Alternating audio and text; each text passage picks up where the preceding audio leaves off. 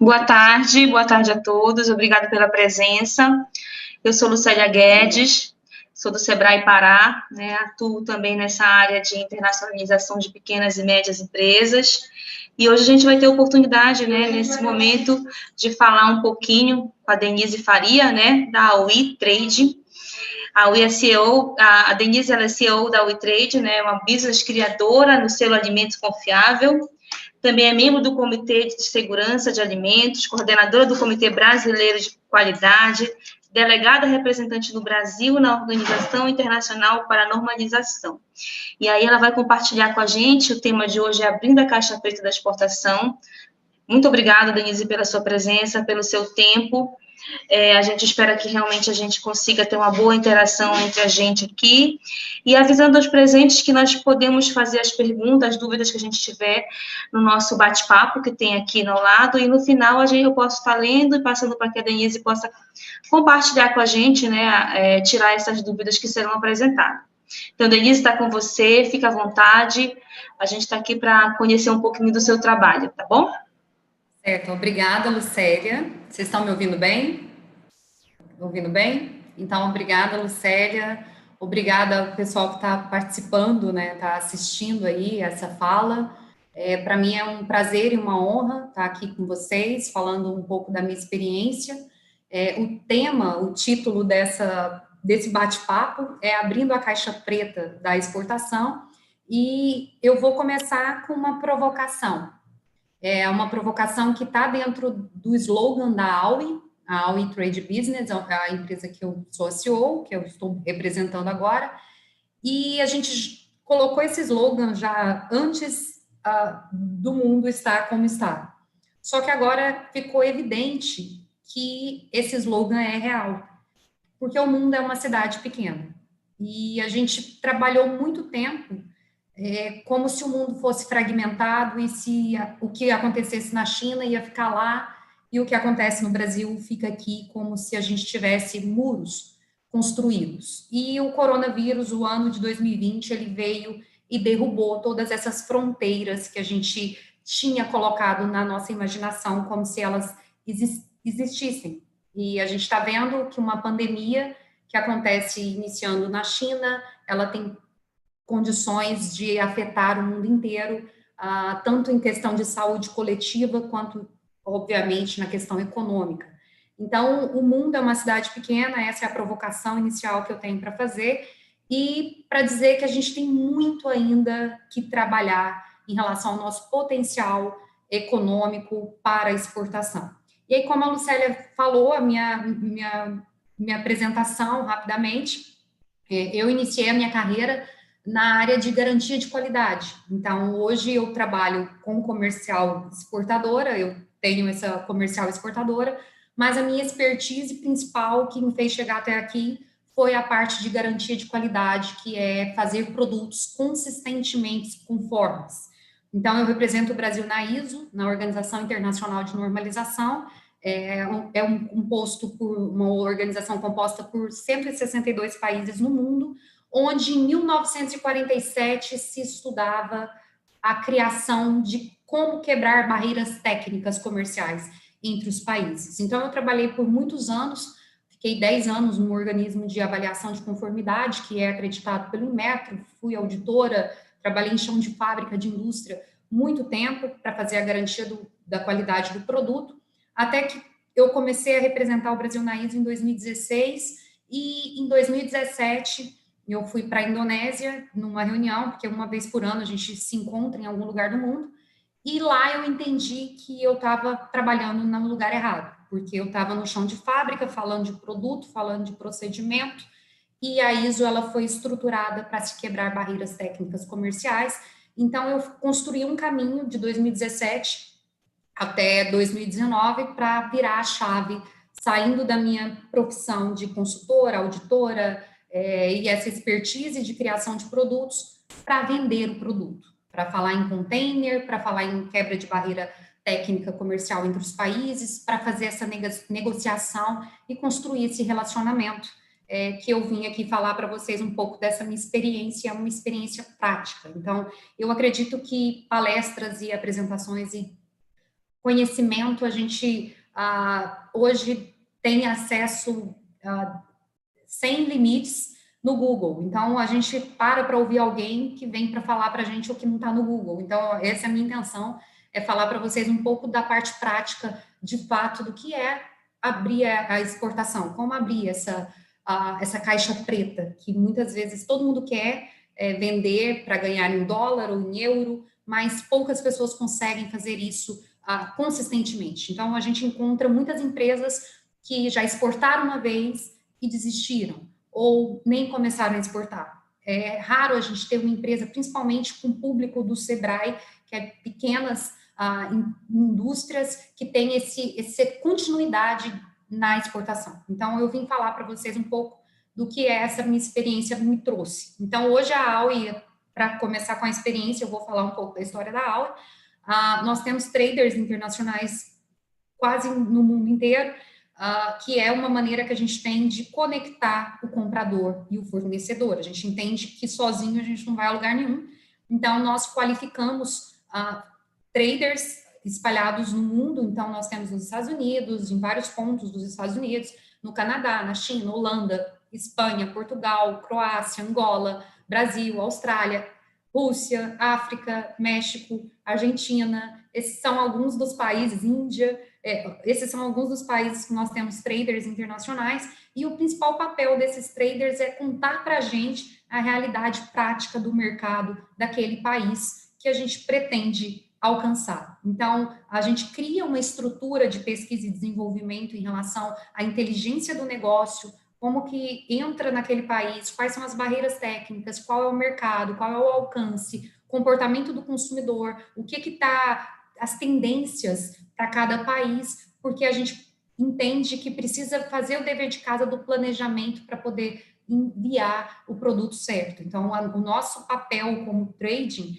é conectar o fornecedor certo com o comprador certo e fazer reduzindo custos e aumentando o lucro. Então, esse é o nosso principal propósito e diferencial em termos de valor agregado, é ter uma estrutura de comercial exportadora onde as indústrias de pequeno porte, às vezes, não conseguem montar um departamento de comércio exterior, onde vai contratar uma pessoa que fala inglês, mas essa pessoa muitas vezes não tem visão de processo em relação ao que é o produto intencional, quais são as dificuldades para se criar esse produto intencional e chegar no país de destino dentro das especificações técnicas adequadas. Então, a gente tem algumas visões de indústrias, principalmente de pequeno porte, onde um departamento de comércio exterior, ele funciona isoladamente do departamento da qualidade, isoladamente do departamento de pesquisa e desenvolvimento, isoladamente do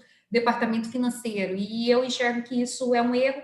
A gente precisa entender que só existe um produto que paga a conta no final. A gente vende produtos e o produto intencional é o que atende requisitos de todas as partes interessadas e sobra o dinheiro no final.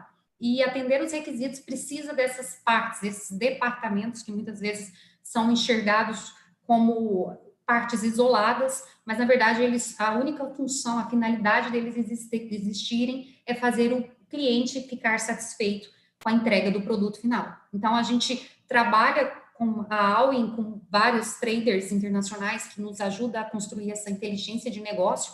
Nós temos escritório hoje em Goiás, que é no centro-oeste, aqui no meio do Brasil, e na China. Então, nós temos escritórios físicos nesses locais. Na China, estamos na cidade de Yiwu. E a nossa área de atuação é exportação, principalmente alimentos e bebidas, commodities, de uma maneira geral, que é o mais simples de se encontrar, tanto o comprador quanto o produtor, e tem uma especificidade muito peculiar em relação ao que é o alimento de produto acabado, porque o alimento de produto acabado, quem manda é o cliente. Na commodity, quem manda é o vendedor. Então, é o fornecedor que define preço, define condições. Então, commodities é um pouco diferenciado, é muito mais simples de acessar mercado, de fazer venda recorrente, mas a gente acredita e a gente tem um princípio, um propósito muito maior, e o meu papel aqui, principalmente, é mostrar o potencial que nós temos em relação a vender o produto de valor agregado. Sair dessa condição do Brasil ser referência em commodity, mas também ser referência em exportação com produtos de valor agregado. Outra área de atuação é a importação. Então, como nós temos escritório na China, a gente importa qualquer coisa da China com um diferencial que a gente faz inspeção no chão de fábrica.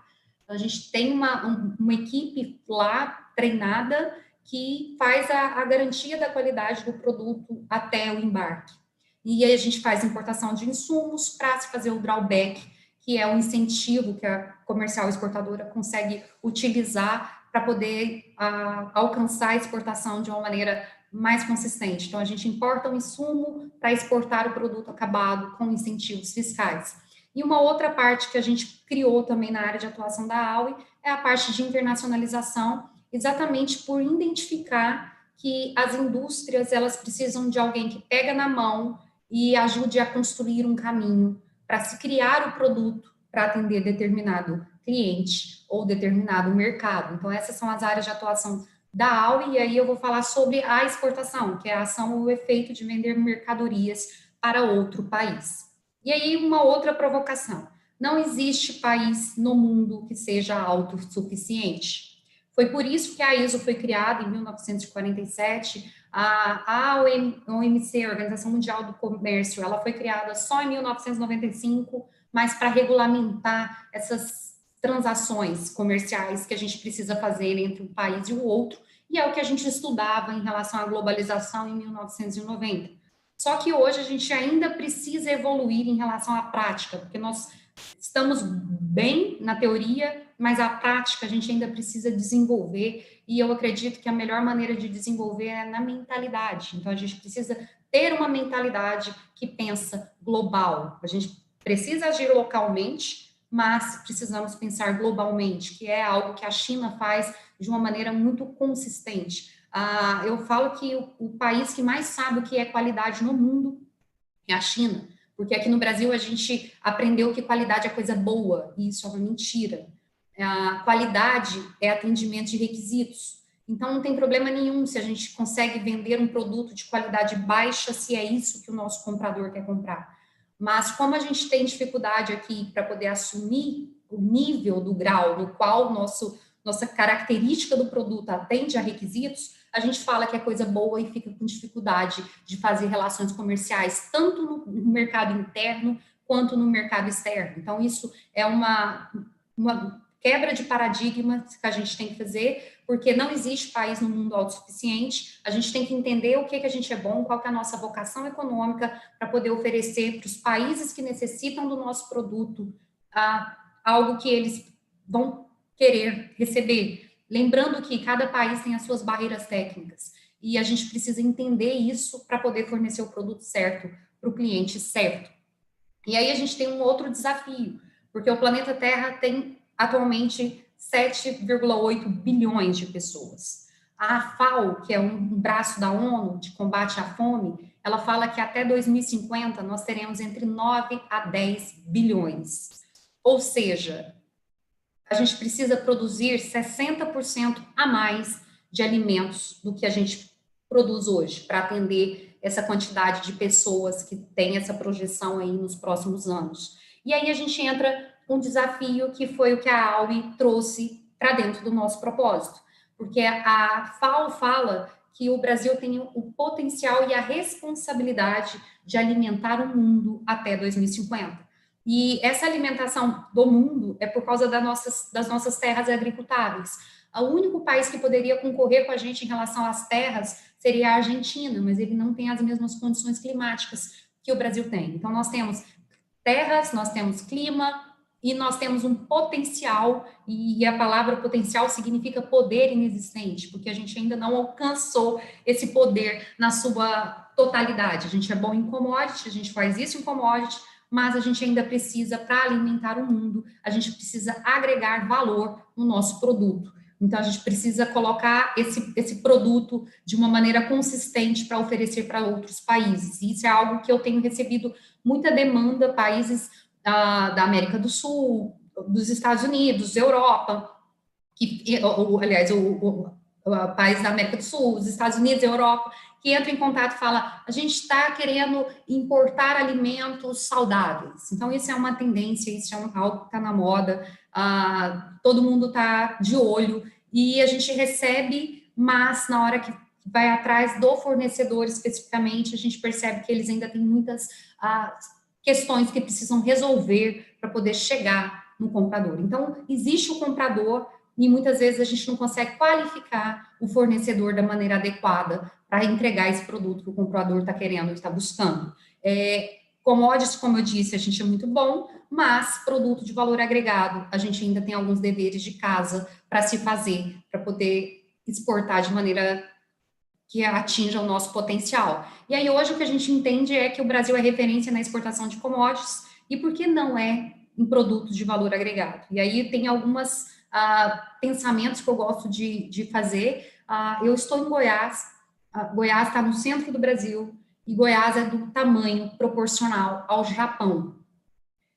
O Japão é do tamanho de um estado brasileiro, ele não tem as terras agricultáveis que nós temos, ele não tem o clima, a mão de obra como nós temos também fácil de usá-la, mas ele é considerado uma das maiores indústrias do mundo, sendo do tamanho de um estado. E os produtos que eles exportam são produtos de alto padrão, todo mundo reconhece os produtos, tecnologia e tudo que o Japão utiliza e entrega aí ao redor do mundo. Então, eu gosto de fazer essa provocação. Por que um país do tamanho de um estado brasileiro, ele é considerado a maior indústria do mundo, e o Brasil é reconhecidamente a referência em exportação de commodities, mas a gente ainda tem muitas empresas com dificuldade de acessar mercados internacionais.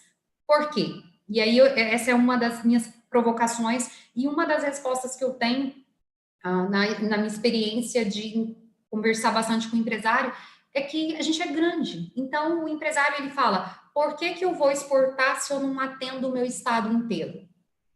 Essa é uma das principais paradigmas que a gente entende. Segundo, fica competindo com o concorrente pelo bairro. Então, eu percebo que o empresário, muitas vezes, ele gostaria de exportar, só que quando a gente fala, olha, para você exportar, você tem que fazer tais adequações no seu produto, essa certificação, conhecer o processo burocrático em si, a resposta é, não vou fazer, porque eu não entrego nem para o meu estado inteiro, não vou investir, não sei se vai dar certo, enfim, a gente ainda tem uma mentalidade de que não precisa vender para fora. Então, para mim, eu acho que a primeira quebra de paradigmas, de quebrar a barreira técnica ou abrir a caixa preta da exportação, começa na mentalidade. É a mentalidade de vou produzir para outros países. Isso tem que estar introjetado no planejamento. Isso tem que estar dentro da estratégia da organização. Isso tem que estar dentro da pesquisa e desenvolvimento do produto que a gente está fazendo. Então, vou fazer uma linha X para o mercado internacional, pro mercado interno, e vou fazer uma linha Y para o mercado internacional. A Europa, isso vende mais, Estados Unidos, se eu mudar essa embalagem, vou entrar melhor. Ou seja, a gente precisa ter uma visão global, a gente ainda está muito limitada no nosso pontual ali, no nosso local, e precisa desenvolver essa visão global para sair da condição de ser bons exportadores de commodities e ruins exportadores de valor agregado. Existem casos, até aqui na Aue mesmo, que a gente exporta o insumo e depois alguma outra indústria quer importar o produto de valor agregado que foi utilizado com esse insumo. Então, isso é usar pouco da nossa inteligência e do nosso potencial de pessoas críticas e com tecnologia avançada que o Brasil já tem. Na minha opinião, a gente precisa construir um modelo de dar um deadline. Não dá para virar a chave de uma vez, a gente falar, não, eu vou parar de exportar commodity, agora vou agregar valor no meu produto, não tem como fazer isso, embora tem muita gente interessada nisso, colocando mais taxas na exportação, colocando taxas em trades, enfim, existem modelos aí gente brigando por isso, para poder diminuir a exportação de commodities e aumentar o produto do valor agregado, mas a gente precisa construir um caminho, não dá para simplesmente virar a chave e achar que a gente já está pronto, porque não estamos. Para exportar produto de valor agregado, as indústrias precisam estar preparadas, precisam conhecer seus produtos, precisam entender a garantia de qualidade que o país de origem, o país de destino quer na ocasião. Enfim, a gente tem alguns deveres de casa ainda para se fazer, mas eu acredito que para quebrar a barreira técnica e para abrir a caixa preta da exportação, primeiro, mudança de mentalidade do empresário. Segundo, construir um modelo de Estado que vá, aos poucos, diminuindo essa lógica do commodity ser simples, fácil e rápido, e produtos de valor agregado, a gente ainda não sabe com quem busca ajuda para poder nos ajudar a acessar os mercados. Eu falo isso porque dentro da AUE a gente tem alguns desafios sempre, então cada produto e cada país é um universo. Quando a gente está fazendo uma primeira exportação de um determinado produto, tem todo-se um estudo para se fazer, não existe no Google, não tem, ninguém te conta o caminho, as barreiras técnicas do país de destino, ou o relacionamento que você constrói com um trader que está lá internacional, ou câmara aqui no Brasil, mas mesmo assim até as câmaras têm dificuldade de te responder determinadas dúvidas técnicas. E para a gente abrir esse mercado, abrir essa caixa preta, a gente precisa ter esse acesso a essa informação. Então, na minha opinião, mudança de mentalidade de empresário é uma necessidade urgente. E a segunda é um modelo, um plano nacional de cultura exportadora que entenda que agregar valor no produto faz um país muito mais próspero, um país muito mais bem visto, economicamente, em termos de trabalho, em termos de inteligência, de agregar valor, de potência. Então, vamos dar o exemplo de novo da China. A China está uma potência mundial. Por quê? Terceirizou toda a inteligência de grandes marcas, aprendeu a se fabricar e agora eles conseguem se adaptar de uma maneira incrível e muito rápida para fornecer qualquer coisa que o mundo precisa. Então, isso é um pouco de inteligência que a gente tem que trazer para o Brasil em termos de, ok, já sabemos que somos bons em valor em commodity, já sabemos que temos as melhores terras agricultáveis do mundo, mais um motivo da gente produzir produtos de valor agregado que vai chegar no mundo, porque se a gente não fizer isso, eu brinco que a gente vai ser colonizado de novo, porque as terras estão aqui e as pessoas precisam disso para poder se alimentar. Então, ou a gente chega com os nossos alimentos na China, ou a China vai chegar na gente, vai colonizar a gente de novo, porque a gente precisa agregar valor e conseguir alimentar aí essa boa parte do mundo, que é o que a FAO fala. E aí a AUE colocou isso como propósito, então a gente tem um propósito de ajudar o Brasil a alimentar o mundo até 2050, é algo que é um trabalho diário, consistente e de formiguinha. A gente não poderia colocar essa meta em 5 anos, porque a gente sabe que tem muito chão pela frente. Mas aí como abrir essa caixa preta, então? Primeiro, a minha dica, conheça seu produto. Eu acho que independente de burocracia que eu possa vir falar em relação ao que é o comércio internacional, principalmente, a minha mensagem é foque no produto, porque se você conhece bem o seu produto, você vai encontrar o seu cliente. O seu produto, para começar, ele é útil e necessário? Porque muitas vezes o que a gente enxerga nas empresas são empresários apaixonados pelo seu próprio produto. Só que se esquece de perguntar se aquele produto ele é útil e necessário para alguém, e se ele está dentro do preço que a pessoa quer pagar, ou da conta de pagar, se ele está comunicando da maneira certa. Então, muitas vezes, o empresário, ele quer melhorar a empresa, ele vai contratar um gerente comercial, um diretor comercial, vai investir em redes sociais, vai investir em marketing, porque ele acredita que isso por si só é suficiente, e ele não faz o dever de casa de perguntar a si mesmo e perguntar para os clientes se o produto é útil e necessário. Porque se o produto não for útil e necessário, a gente fica mentindo para a gente mesmo e gastando dinheiro sem perguntar para o cliente se ele está satisfeito com aquilo que a gente está entregando.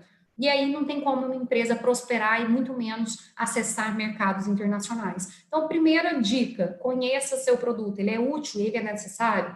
Quais são os pontos fortes e os pontos fracos desse produto? Porque quando a gente encontra os nossos pontos fortes, os nossos pontos fracos, ou quando a gente assume esses pontos fortes e pontos fracos, a gente consegue identificar quais são as nossas vantagens competitivas. E quando a gente identifica as nossas vantagens competitivas, fica muito mais fácil da gente encontrar o cliente certo para o produto certo. Qual que é o preço de custo? Isso também é uma outra... Como auditor, eu vi muita empresa que não sabia formar preço. Então, a gente define o preço pela quanto o nosso concorrente cobra. Como é que você chegou nesse preço? Era uma pergunta que eu fazia. Não, é porque meu concorrente cobra 10, então eu vou cobrar 8. Tá, mas esse 8 paga o seu custo? Então, a gente precisa... E outra coisa também que acontece aqui na Aui, às vezes eu estou recrutando uma empresa para poder representá-la, ela fora do Brasil, e eu tenho aqui alguns processos, eu peço para preencher um formulário e coloco lá a descrição do produto, shelf life, quantidade, prazo de entrega, produção, enfim. E na hora que eu coloco o preço, tem propostas que eu recebo que eu não sei nem como que eu dou um feedback para a pessoa, porque o preço dela no Brasil é R$10. E quando vai passar o preço para comercial exportadora, coloca $20. E aí eu te pergunto, por quê?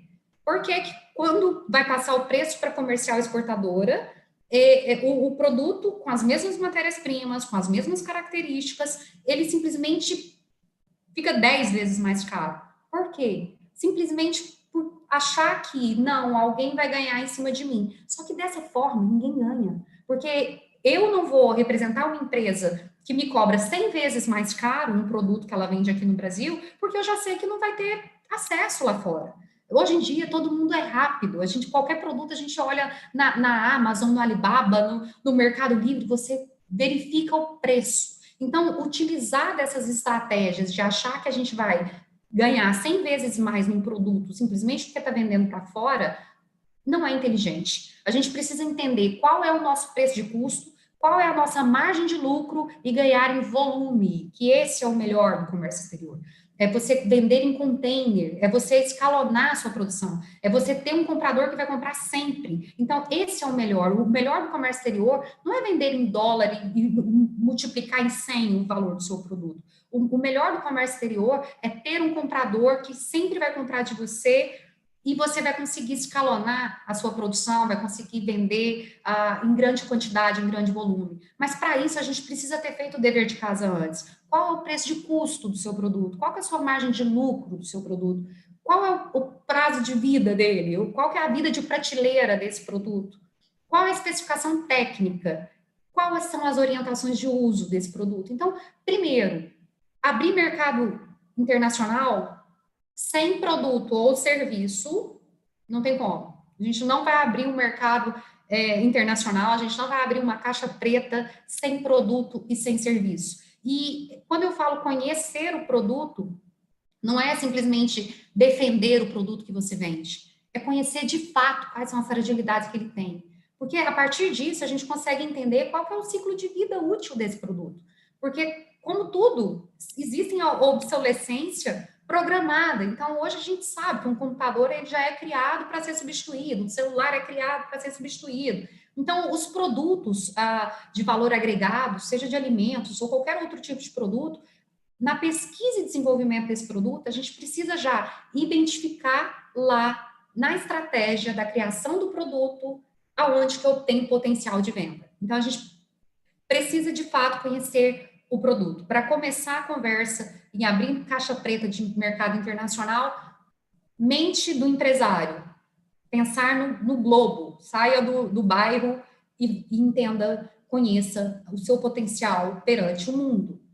Segundo, um plano nacional de cultura exportadora que vá facilitar ou, pelo menos, disseminar que é possível vender produtos simples com produtos de valor agregado. Então, é possível se fazer isso. É claro que a gente tem uma tarefa burocrática chata, mas é simples, não é impossível de se fazer isso. A gente só precisa encontrar o produto certo com o cliente certo e fazer essa logística na entrega. Mas é simples se fazer. E para isso é ter o produto certo. Então, qual que é o seu produto intencional? O que é produto intencional? É o que atende os requisitos de todas as partes interessadas e sobra dinheiro no final. Quem são essas partes interessadas? São seus clientes, é o governo, e é o governo do país de destino, o governo do país de origem. Quais são as normas regulamentadoras desses países que a gente quer atingir? É o consumidor, é o cliente, que é o ponto de venda que você quer vender, são seus funcionários, é o sócio em relação ao que ele quer receber de lucro nessa venda, são os fornecedores, despachante, agente de carga, enfim, é toda a estrutura da atividade. Então, quando a gente fala de partes interessadas, a gente está falando de toda a estrutura da atividade que vai vender o produto ou o serviço no final. Então, a gente precisa fazer esse dever de casa antes de falar em burocracia, porque a burocracia ela só vai ser diminuída se a gente tiver feito um dever de casa anterior na criação do produto. Então, essa é a minha dica prática. A outra dica, estude os mercados. Então, estudar mercado é entender a cultura daquele mercado. Quais são os hábitos de consumo? Quais são as tendências? Eu dei um exemplo aí para vocês, por exemplo, de alimentos clean label, alimento quanto mais natural, melhor. Isso é uma tendência. Então, não adianta eu posso até fazer, e aí a gente fala da segurança alimentar. A segurança alimentar é não faltar alimento no mundo. Então, quando a gente vai para países subdesenvolvidos, que têm uma linha de pobreza muito alta, a gente pode vender qualquer coisa. Então, ali a ideia é matar a fome. Só que quando a gente vai para países desenvolvidos, a gente precisa ter o alimento mais natural, que aí a gente entra dentro da segurança do alimento. Então, isso são tendências e a gente precisa conhecer a cultura e o hábito de consumo. Para quê? Para não fornecer um alimento clean label para um país que só quer matar a fome da população e não tem condições de pagar caro por aquilo. Então, a gente tem que fornecer, de novo, o produto certo, para a cultura certa, para o cliente certo. Então, estudar os mercados, cultura, hábito de consumo, tendência, concorrente, qual é o concorrente naquele mercado, como é que esse concorrente faz a promoção dele para se divulgar, qual é o preço desse concorrente ou de produtos substitutos. Às vezes a gente não tem um produto, por exemplo, o açaí, um produto brasileiro, mas qual é o produto substituto do açaí na Holanda, por exemplo? Então, a gente tem esse estudo de planejamento. Quais são as barreiras técnicas desse mercado? Então, se eu for exportar um determinado produto do Brasil para a Holanda ou para a Índia, eu tenho que entender não só o mapa, se é um produto de origem animal, eu não tenho que entender só o que o mapa no Brasil fala, eu tenho que entender o que o mapa ou o órgão anuente relativo a esse órgão do Brasil, do país de destino, ele vai pedir para mim, porque às vezes eu atendo as minhas especificações aqui, mas lá eu não vou atender. Então, a gente precisa entender esse estudo de barreira técnica, fazer esse estudo de mercado, que é difícil, muito difícil. Na minha opinião, é bem difícil, porque essas são as informações que a gente não encontrou no Google, são informações que você, de fato, tem que ter alguém na ponta para te passar quais são as barreiras técnicas, e não pode ser alguém só comercial, tem que ser alguém que tem uma visão mais técnica também, que vai conseguir tirar dúvidas ou fazer por equiparação de o que significa isso num país ou outro. Enfim, as barreiras técnicas é algo complexo e a gente tem um país que muitas vezes não tem condições de nos dar suporte tecnicamente em relação a isso. Então, se a gente quer perguntar para um órgão anuente aqui no Brasil, isso acontece comigo na prática, você pergunta, nem eles não sabem. Fala, eu que tenho que fazer isso, não sei, eu tenho que perguntar aqui dentro. Então, a gente entende que a gente descobre o caminho no próprio caminho. Então, os órgãos anuentes brasileiros, eles descobrem depois que alguém já fez. Só que alguém tem que fazer a primeira vez. Então, todo mundo que é pioneiro paga o preço, e eu tenho pago esse preço de ter que esperar, ter que ajudar os órgãos anuentes a me ajudar. Eu falo, gente, me ajuda. Como é que eu tenho que te ajudar a me ajudar? Porque são tarefas que ninguém sabe te responder muito bem e fica sempre um federal que manda para o estadual, que manda para o municipal, e a gente fica com aquela dificuldade. Então, se isso acontece aqui no Brasil, imagina quando a gente tem que confrontar os padrões técnicos brasileiros, nessas 3 esferas, que aí a gente vai na mais restritiva, e os padrões técnicos de outro país. Então, isso é um desafio. Isso não, eu falo que o comércio exterior ele não é para amador, é um desafio constante e é um desafio que ninguém sabe tudo e ninguém nunca vai saber, porque cada país é um país, cada produto é um produto, e ainda no meio disso existem as pessoas que têm as interpretações e os conflitos de interesses. Então, a gente precisa fazer um trabalho muito técnico, além do comercial, para conseguir acessar esses mercados. E aí, para isso, a gente precisa ter uma coisa que facilita muito essa quebra de barreira, são as certificações. Então, mas qual certificação para qual mercado?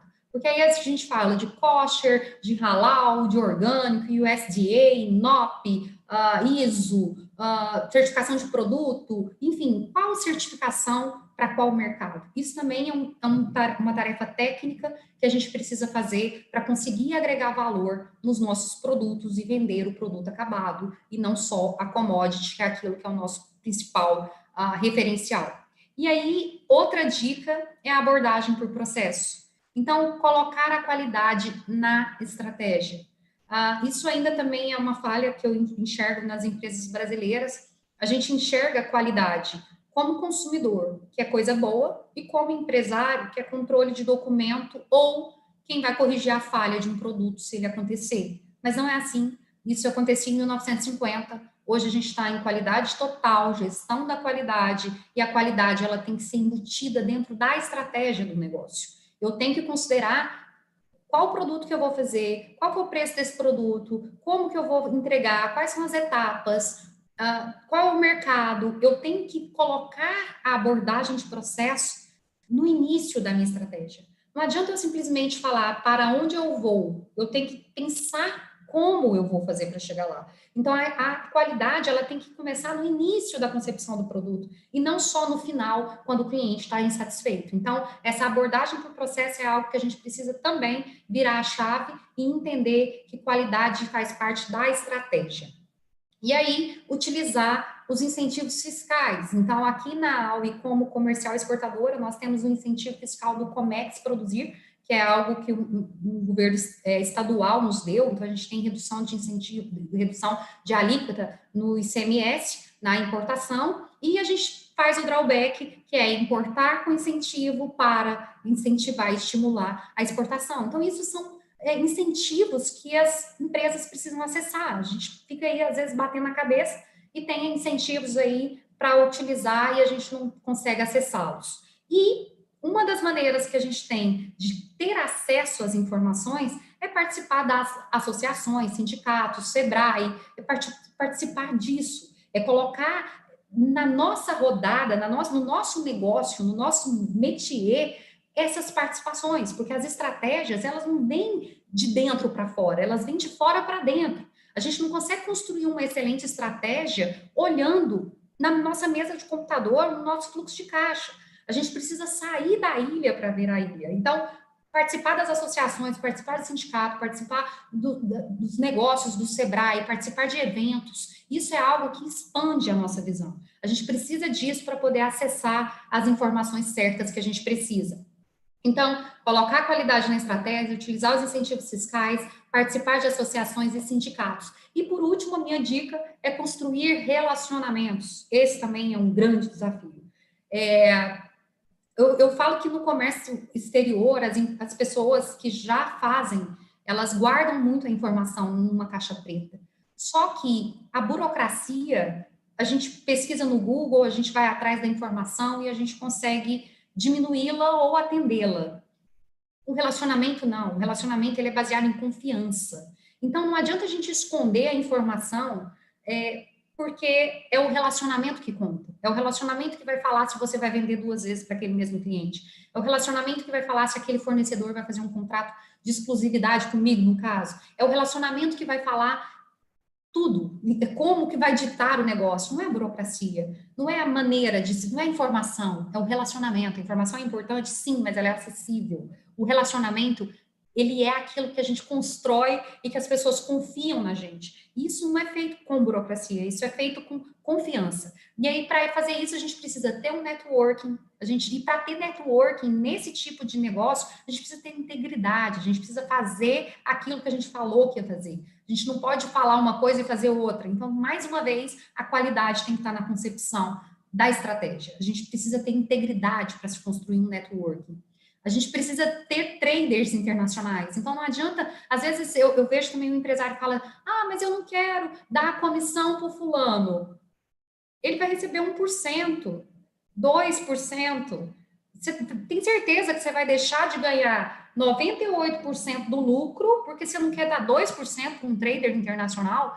Então, é aquela mentalidade do ganhar sozinho. Então, as pessoas não ganham nada porque quer ganhar tudo sozinho. Então, a gente precisa ter integridade para se construir um networking de confiança. A gente precisa entender o ganha-ganha para construir uma parceria com traders internacionais que vai continuar trabalhando em nosso nome. A gente precisa entender o que o consumidor quer, entender como o cliente quer, entender o que os nossos fornecedores conseguem, são capazes de nos fornecer, fazer lobby, que também é algo que o Brasil não ensina a gente muito bem a fazer, muito pelo contrário, fala que lobby é guardar dinheiro na cueca, e não é isso. Lobby é usar a informação que você tem dentro do órgão que não tem a quantidade de informação que você precisa, mas que vai te fiscalizar. E às vezes ele vai te multar porque ele não tem a informação que você teria e não teve a humildade de buscar essa informação. Então, o lobby é simplesmente pegar a teoria e a prática e usar ela de uma maneira consistentemente técnica.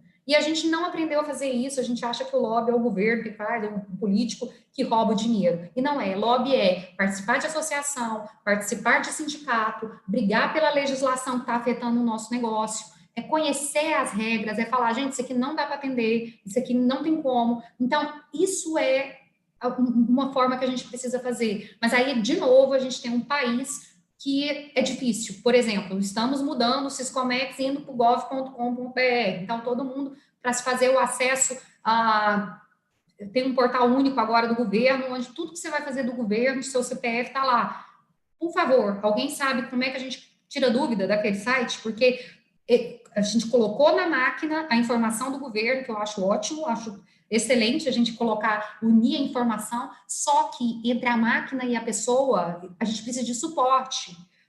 Não sei quem desenhou a solução, mas cadê um helpdesk? Cadê um telefone quando a gente precisa acessar a informação? Ontem mesmo eu estava atendendo um cliente que estava tirando um registro no CITEAGRO, pelo portal do Gov, e não tem como, porque o CPF já estava cadastrado. Enfim, para quem que a gente pede socorro? Então, lobby é exatamente importante por isso, para você avisar para a pessoa que teve uma ideia genial, que faltou ela colocar ali um helpdesk, alguém que vai dar um suporte caso o CPF já esteja cadastrado, não foi a pessoa que cadastrou. Ou seja, são informações que entre a máquina e a pessoa existe o processo, a gente precisa se colocar no lugar do outro para se criar um produto ou um serviço que vá atender às necessidades. De novo, o seu produto ou o seu serviço é útil e necessário? Então, escuta, a gente precisa fazer isso. E usar as comerciais exportadoras. Então, hoje eu estou aqui, eu tenho uma comercial exportadora, estou à disposição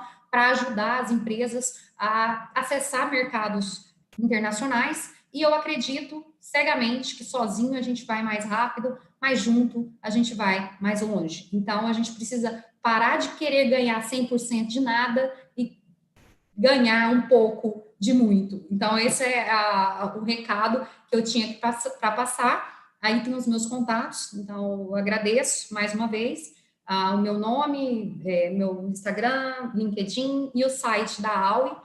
Agradeço as pessoas e aí passo para você, Lucélia. Obrigada.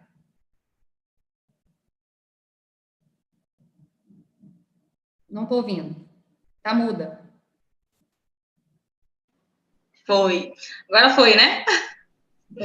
Maravilha, maravilha, Denise, maravilha mesmo. Ouvir realmente tudo isso que você tem colocado para a gente, principalmente pela sua experiência, né, pelo seu know-how, e com certeza tudo que você colocou é o que você tem vivido nos últimos anos, na prática, em relação realmente a esse processo de exportação. Tem algumas perguntas aqui, né? E como a gente precisa fechar às 15 horas, eu não sei se você tem acesso, mas eu posso começar a ler. E aí a gente verifica como é que a gente pode fazer um geral disso, né? A Kathleen Machado, ela pergunta, a senhora poderia nos dar exemplo, dentro da sua experiência, de exigência de países em relação a frutas exóticas ou não, in natura ou polpa?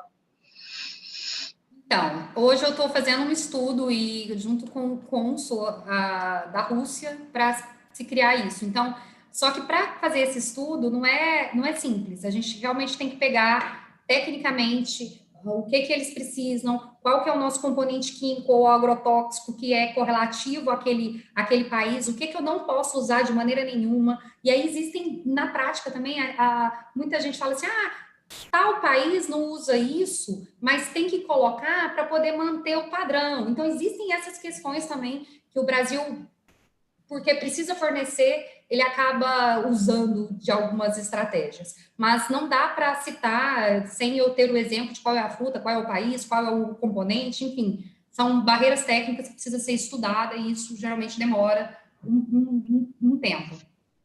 Tá. Tem uma outra pergunta da Andrea. A senhora pode falar fala em conectar compradores e fornecedores. Como é efetuada a prospecção em países onde não há escritório da sua empresa? Então, hoje eu tenho a sorte, né, de participar da ISO. Então, a ISO, nós temos 162 países que se reúnem uma vez por ano, então eu tenho contato com gente do mundo inteiro. Se não tem escritório, eu vou atrás da informação e, assim, conhece muita gente. Então, o pessoal da ISO geralmente são engenheiros técnicos que fazem bons produtos. Eles não têm nenhum pingo de tino comercial, é raro você encontrar alguém com tino comercial, mas geralmente eles me indicam. Então, fala com fulano, beltrano, para poder acessar aí essas informações de conectar o comprador com o fornecedor. Essa ISO é ligada à questão da questão alimentar, né, que você fala. Não necessariamente. Eu participo da ISO TC 176, que é onde está a criação da ISO. Não deu para ouvir. Eu participo do comitê da ISO TC 176, que é garantia de qualidade e gestão da qualidade. Então, é o que faz a família da ISO 9000. Então, é o que faz a ISO 9001. A ISO 9001, ela é aplicável para todo e qualquer tipo de organização. Então, ela é a mais genérica da ISO, então não necessariamente de alimentos. Isso acaba ajudando nesse network a conectar com esses potenciais parceiros comerciais em outros países, né? E além do comercial, o técnico, porque geralmente quem participa da ISO são pessoas das ABNTs de outros países. Então, a parte técnica muitas vezes está lá. E aí ajuda a pegar tanto a informação técnica quanto a alguém que poderia acessar na parte comercial. Bacana. Tem mais uma pergunta aqui, a gente ainda tem um tempinho. Denise, a Aui compra produtos e revende com label próprio ou compra para o comprador garantido? Então, a gente já fez isso de comprar e eu não... Hoje a gente prefere não fazer, porque... só que, assim, tudo é questão de estratégia, de negócio, tem que ser estudado.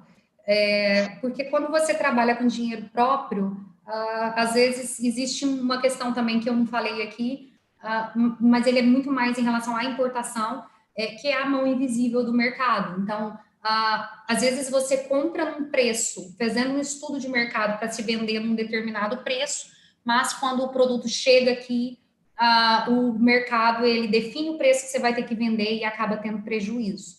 Então, a gente já fez isso, já teve prejuízo, e aí hoje a gente tenta trabalhar com um comprador garantido, que é muito mais fácil e melhor para todo mundo, porque com o comprador garantido, a indústria tem até o prazo para produzir. A gente vende venda empurrada, então, tipo, eu vou te vender, vai ficar pronto em 40 dias, igual a China faz com a gente. Então, na China eu compro e dou prazo para a China produzir para poder me entregar. Então, essa é a maneira que a gente tem trabalhado e que tem dado os melhores resultados para todas as partes envolvidas.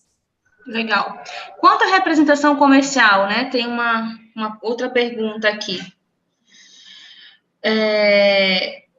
Na verdade, acho que eu pulei uma, não, tem uma aqui. Quanto à representação comercial de produtos brasileiros? Como é feito o contrato com a UI e a empresa fornecedora? Como é descrita a área de cobertura de venda? Então, a gente tem um contrato, e aí também tudo depende do produto, do mercado, e por isso que a gente gosta de desenvolver o fornecedor, no caso, junto.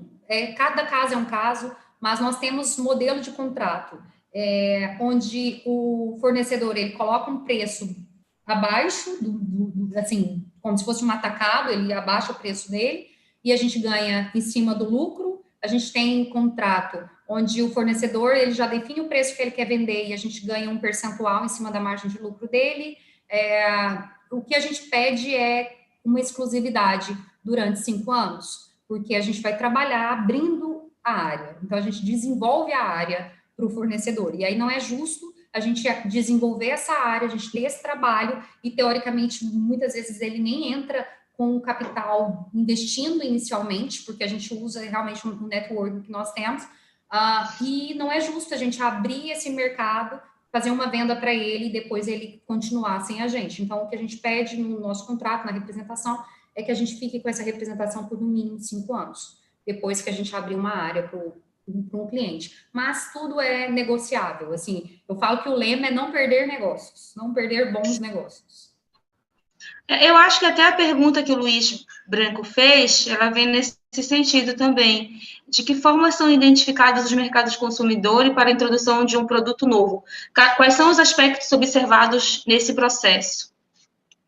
Sim, pergunta. Então, eu não tenho a pretensão, não dá para daqui de Goiás, atrás do computador, adivinhar o que o outro país precisa. Então, a gente só consegue fazer essa análise de mercado estando lá ou tendo alguém lá que olha por nós. É estudando quais são os hábitos. Por exemplo, a gente está fazendo um trabalho bem bacana de um cluster de indústria de alimentos, onde a gente vai mandar algumas amostras para a Holanda. Lá nós temos 2 traders, um bem estratégico e um outro bem comercial, que abre os pontos de venda. E aí a gente estuda caso a caso. Então, qual que é o comportamento do consumidor em relação ao açaí? Não, usa o açaí para tomar café da manhã. Qual o valor que ele está pagando? Está pagando assim. Quais são os pontos de venda em tais lugares? Então, é um trabalho bem minucioso mesmo, e ele é perguntando. A gente não tem a pretensão de tentar adivinhar nada, porque é praticamente impossível. Muito bom, muito bom. Eu acho que a última pergunta da Ângela, ela diz o seguinte: a gente sabe que certificações são caras, pequenas e médias empresas podem usar a certificação da UI para exportar? Então, dos gargalos, assim, entre vários gargalos que as pequenas e médias empresas têm na exportação, realmente o custo de se manter, né, as certificações. Eu acho que é nessa linha que muitas vezes acaba também desistindo, porque existem as exigências e existem os custos e as exigências de adequações, né? E aí, então, talvez seja uma alternativa, que aí você vai dizer para a gente se é possível ou não, se a trade for certificada e, de repente, essas empresas utilizarem esses selos. Então, aí, assim, a gente tem essa pergunta foi bem interessante, eu adorei, e é bem a minha área, porque eu trabalhei 13 anos com certificação, então eu entendo essa questão. E aí tem algumas, eu vou desdobrar ela em alguns pontos. Primeiro, ela perguntou se tem como usar certificações da AUI. E aí, assim, a gente consegue usar o radar da AUI, mas a AUI não consegue certificar produtos dos nossos fornecedores. Então, não tem como usar a certificação da AUI. A gente usa o radar, usa o conhecimento, hoje nós temos aqui, se precisar estocar, a gente tem um galpão com alvará, AF, da vigilância, enfim, registro no CIPEAGRO, com CIF. Então, a gente tem algumas anuências aí dos órgãos anuentes brasileiros, mas certificação é realmente em produtos. Então, não tem como usar a certificação da AUI, tem como usar o dever de casa que a AUI fez em relação à parte burocrática do negócio. Segundo, a certificação é cara? Não, não é cara. Porque a certificação, ela trabalha para reduzir seu desperdício.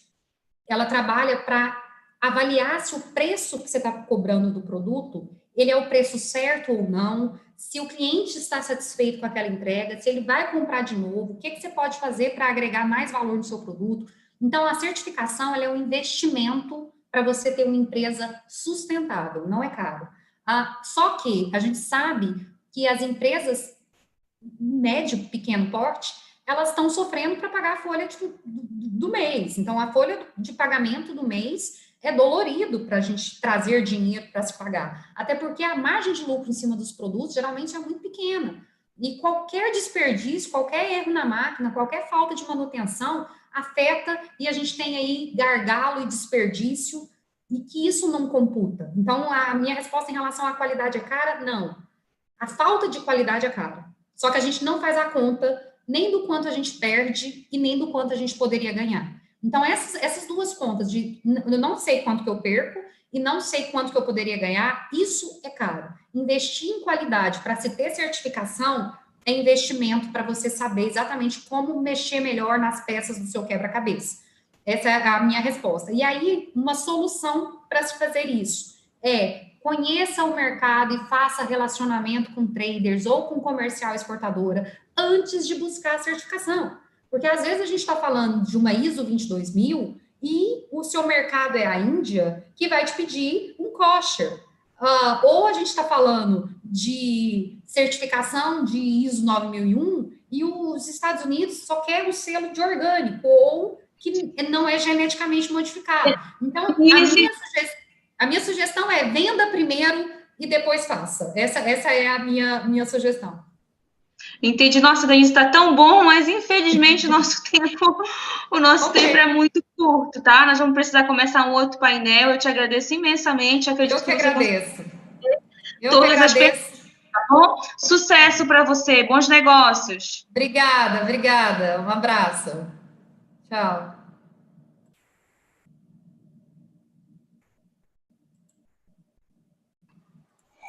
Valeu, galera. Parabéns. Obrigada, Denise. Obrigada. Até a próxima. Tchau. Até.